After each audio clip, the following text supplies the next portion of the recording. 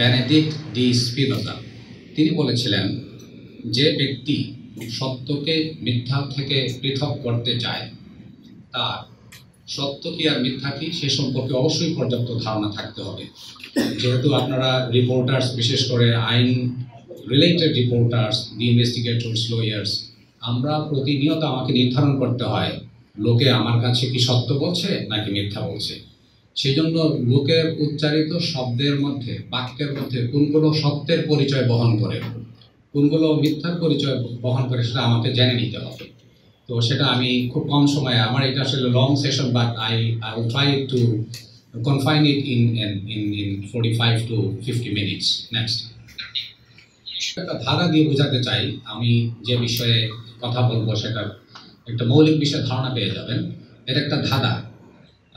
এই ধাঁধাটার অ্যান্সার কি কেউ দিতে পারবেন? ভেরি গুড, 5টাই থাকবে। আপনি কিন্তু মনের অজান্তেই এই দুটো তিনটা বাক্যের মধ্যে একটা শব্দ অ্যানালাইসিস করেছেন। Can you tell me which word you analyse? সিদ্ধান্ত, কারেক্ট। খেয়াল করে দেখেন, তিনি মনের অজান্তে একটি শব্দ অ্যানালাইসিস করেছেন, সেটা হচ্ছে সিদ্ধান্ত। সিদ্ধান্ত শব্দের analysis helped him to answer this riddle. ঠিক একইভাবে what people say to us, if we listen to them attentively, we get some words. If we analyze that words, it gives me some additional information, and this additional information helps me in detecting the crime. Next, গল্প দিলে জিনিসটা পরিষ্কার হবে। একজন prophet ছিলেন, ওনার নাম ছিল হযরত সুলাইমান আলাইহিস সালাম। এই স্টোরিটা পবিত্র বাইবেল এবং পবিত্র কোরআন দুই ধর্মগ্রন্থেই আছে। তো আপনারা অনেকেই হয়তো স্টোরিটা শুনেছেন। স্টোরিটা এরকম যে এক বাড়িতে দুইজন মা ছিলেন। দুই মায়েরই 6 মাসের দুটো পুত্র সন্তান ছিল।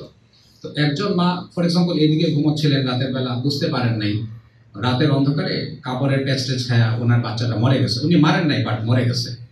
পরে উনি করেছে কি, যে এই রাতের অন্ধকারে এই বাচ্চাটিকে, ওনার মৃত বাচ্চাটিকে নিয়ে ওই পাশে নিয়ে গেছে। ওই পাশে যে বাচ্চাটা জীবিত ছিল ওইটাকে নিয়ে উনি চলে আসছে।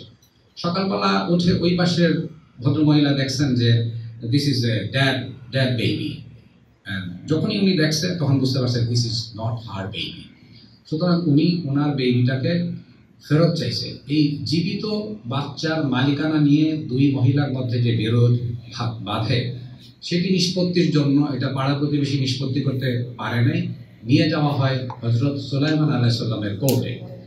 তো আপনারা জানেন হযরত সুলাইমান আলাইহিস সালাম কিভাবে এই বাচ্চাটির মাতৃত্বের মালিকানা নির্ধারণ করেছিলেন। তিনি যেটি করেছিলেন, তিনি জল্লাদকে বলেছিলেন, যেহেতু জীবিত বাচ্চাটাকে দুইজনই চাচ্ছে, তাহলে এইটাকে কাটো, কেটে 2 ভাগ করো। হ্যাঁ, তখনই এই দুই মহিলার একজন উঠে বলেছিল, ও হুজুর, এটা তো আমার বাচ্চা না, এটা ওনার বাচ্চা, ওকে দিয়ে দেন।